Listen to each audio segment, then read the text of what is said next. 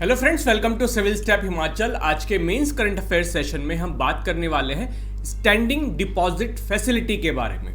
तो ये हम क्यों डिस्कस कर रहे हैं, क्योंकि अभी जो रिसेंटली मॉनेटरी पॉलिसी का रिव्यू किया आरबीआई ने, उसमें एक वो नया टूल लेकर के आए हैं जिसका नाम है स्टैंडिंग डिपॉजिट फैसिलिटी।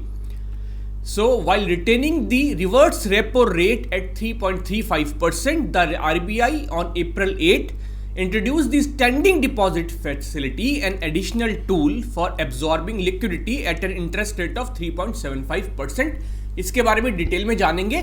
कॉन्टेक्स्ट ये था कि एक नया टूल आया है जिसका नाम है स्टैंडिंग डिपॉजिट फैसिलिटी। इसके बारे में जानना हमें जरूरी है, कैसे ये रिवर्स रेपो रेट से अलग है और कैसे ये हेल्प करेगा इन लिक्विडिटी मैनेजमेंट आरबीआई को। तो इसकी अगर मैं बैकग्राउंड की बात करूं तो सेक्शन 17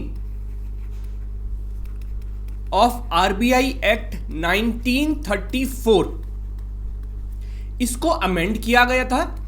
और कब अमेंड हुआ था? ये 2018 में। उसमें एक फैसिलिटी जो है आरबीआई को दे दी गई थी कि कल के दिन को अगर मार्केट में एक्सेस लिक्विडिटी हो तो उसको एब्जॉर्ब करने के लिए एक आप नया टूल ला सकते हैं जिसका नाम होगा स्टैंडिंग डिपॉजिट फैसिलिटी। तो ये इसका बैकग्राउंड था। अगर हम इसकी मॉडस ऑपरेंडी के बारे में बात करें तो कि एक्चुअली में ये क्या है, तो देखिए इसमें तीन टर्म्स है। Standing deposit facility. स्टैंडिंग का मतलब क्या है? स्टैंडिंग का ये मतलब है कि ये सुविधा, ये फैसिलिटी जो है, जो हमारे शेड्यूल्ड कमर्शियल बैंक्स हैं उनके पास हमेशा अवेलेबल रहेगी। स्टैंडिंग का मतलब है which is available to banks all the time. Deposit facility ये क्या है कि बैंक्स जो है अपना, अगर उनके पास एक्सेस लिक्विडिटी है तो वो आरबीआई के पास जमा करा सकते हैं। और ये फैसिलिटी फिर आपके रिवर्स रेपो रेट से कैसे अलग हुई? क्योंकि रिवर्स रेपो रेट में भी तो अगर बैंक्स के पास एक्सेस लिक्विडिटी होती है तो वो क्या करते हैं? बैंक्स जो है आरबीआई के पास डिपॉजिट करते हैं और बदले में आरबीआई उनको क्या देना पड़ता है? उनको कोलेट्रल देना पड़ता है आरबीआई को। किसका कोलेट्रल? गवर्नमेंट सिक्योरिटीज का। और जैसे अभी मैंने बात करी कि रिवर्स रेपो रेट कितना है? 3.35%।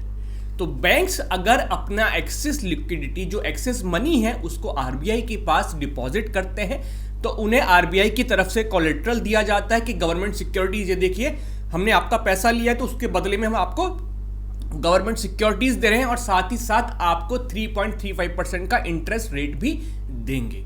अब स्टैंडिंग डिपॉजिट फैसिलिटी कैसे अलग होगी?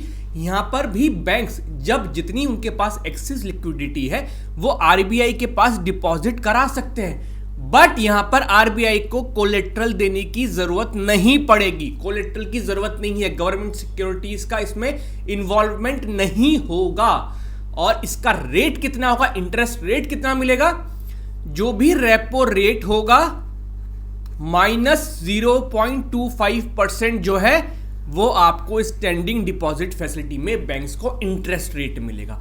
तो अभी जैसे रेपो रेट 4% है तो जो स्टैंडिंग डिपॉजिट फैसिलिटी में आपको इंटरेस्ट रेट मिलने वाला है वो कितना होगा? 4% -0.25%, यानी कि 3.75% जो है आपको प्रेजेंटली जो है आपको इंटरेस्ट रेट मिलेगा। तो आपको रिवर्स रेपो रेट से एक तो ज्यादा इंटरेस्ट रेट अभी आपको मिल रहा है, साथ ही साथ आरबीआई को वहां पर कोई भी कोलेट्रल की जरूरत नहीं पड़ेगी।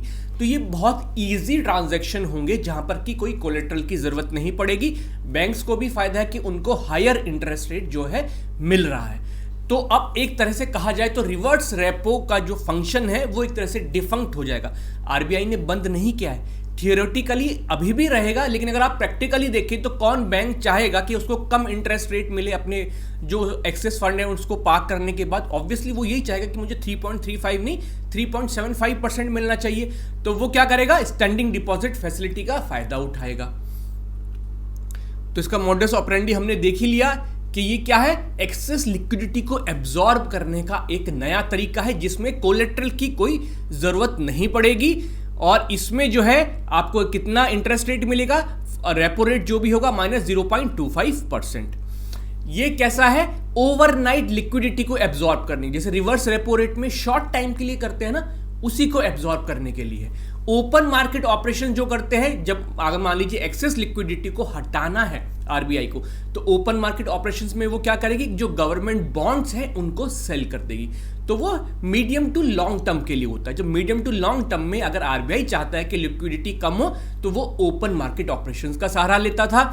अगर शॉर्ट टर्म में जाए, शॉर्ट टर्म में तो वो रिवर्स रेपो रेट का सहारा लेता था।